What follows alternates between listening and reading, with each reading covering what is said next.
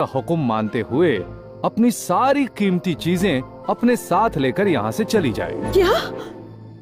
हम बहुत उम्मीद लेकर आए थे बीरबल जी। आप चिंता क्यों कर रही हैं मलिकाए आलम? मैं आपको अपनी उम्मीद तोड़ने के लिए नहीं कह रहा। मतलब? आप जरा अपना कान इधर लाइए।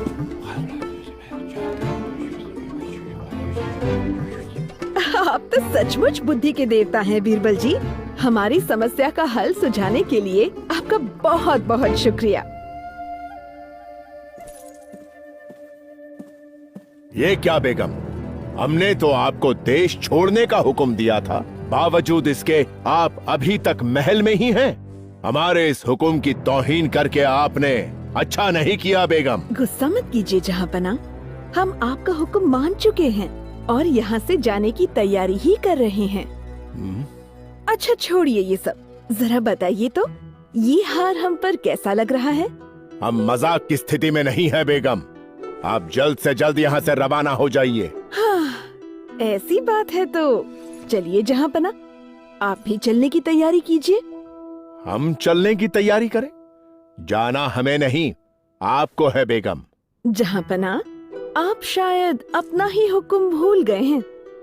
जरा याद कीजिए कि क्या कहा था आपने? हम मेहमान खाने में जा रहे हैं बेगम। कल सुबह जब हम इस कमरे में वापस लौटें तो आप हमें यहाँ दिखाई ना दे तो बेहतर होगा, लेकिन जाने से पहले आप अपनी सारी कीमती चीजें साथ लेकर जाइएगा। यहाँ कुछ भी छोड़कर जाने की जरूरत नहीं।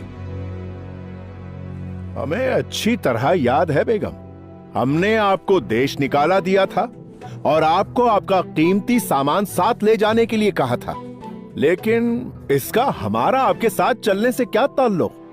ताल्लुक है जहाँपनाह, आपका हुक्म मानकर ही तो हम आपको अपने साथ ले जा रहे हैं। साफ साफ कहिए बेगम, आप कहना क्या चाहती हैं? हम सिर्फ इतना कहना चाहते हैं जहाँपनाह कि एक पत्नी के लिए उसका पति ही सबसे कीमती होता है और उसी कीमती चीज को हम अपने साथ लेकर जाएंगे। आपने तो हमें हमारी ही बात में फंसा दिया बेगम। बहुत ही बेहतरीन तरकीब लगाई है आपने। माफ कीजिए जहाँपनाह, ये तरकीब हमने नहीं लगाई, बल्कि बीरबल जी ने हमें सुझाई है। अच्छा, तो इस तरकीब के पीछे बीरबल जी का हाथ है। ऐसी बेहतरीन तरकीबों के लिए ही तो वो हमारे खास सलाहकार हैं। मगर आपने हमें सच बताकर हमें बहुत खुश कर दिया बेगम। आप आराम फरमाएं, हम दरबार होकर आते हैं।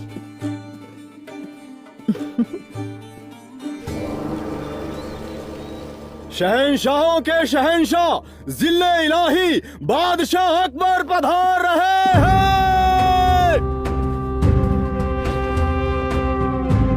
बादशाह हिंदुस्तान को सुखदेव का आदाब। हमने आपको देश निकाला दिया था सुखदेव जी, फिर भी आपकी हिम्मत कैसे हुई हमारे दरबार में आने की? और ये कौन है? ये वही डाकू जोरावर है बादशाह हुजूर, जिसके भाग जाने की वजह से आपने मुझे देश निकाला दिया था। लेकिन देश छोड़कर जाने से पहले मुझे आपके सामने अपनी ईमानदारी साबित करनी थी, जो इसे पकड़ के मैंने साबित कर दी है। अब बिना किसी आत्मग्लानि के मैं ये देश छोड़कर जा सकता हूँ। इजाजत बादशाह हुजूर। अब आपको कहीं जाने की जरूरत नहीं है सुखदेव जी, हम आपकी सजा माफ करते हैं। लेकिन इतने कम वक्त में आपने ये कमाल दिखाया तो दिखाया कैसे? ये कमाल बीरबल जी की बेहतरीन तरकीब की वजह से हुआ है बादशाह हुजूर। बीरबल जी, क्या आप हमें बताएंगे कि आपने सुखदेव जी को ऐसी कौन सी तरकीब बताई कि इन्होंने जोरावर को पलक झपकते ही पकड़ लिया? जहाँपनाह, मैंने सुखदेव जी को कुछ खास नहीं, बस इतना कहा था कि वो अपने गुप्तचरों को यमुना के आसपास के नगर और गांव में भेजकर ये पता लगवाएं कि वहाँ कोई नया व्यापारी, कारीगर या साधु तो नहीं आया है। बस इतना ही। बहुत खूब। उसके बाद? जहाँपनाह, बीरबल जी की सलाह पर अमल करते हुए हमने अपने सबसे अच्छे गुप्तचरों को यमुना के आसपास के इलाकों में छानबीन करने के लिए भेज दिया, जिसका परिणाम आपके सामने है। इसे हमने सोनपुर गांव में पकड़ा है, जहां ये लुहार के भेष में छुपा हुआ था। बीरबल जी, आपके दिमाग और सुखदेव जी की बहादुरी ने हमें आप दोनों का मुरीद बना दिया है।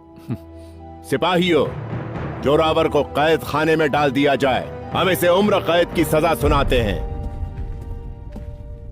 बिरबल जी, आपसे और सुखदेव जी से हम बहुत खुश हैं और इस खुशी में हम आप दोनों को 10 दिन की छुट्टी देते हैं। जाइए, अपने परिवार के साथ इसका आनंद उठाइए। तब तक हम भी बेगम का कीमती सामान बनकर उनके मैके हो आते हैं।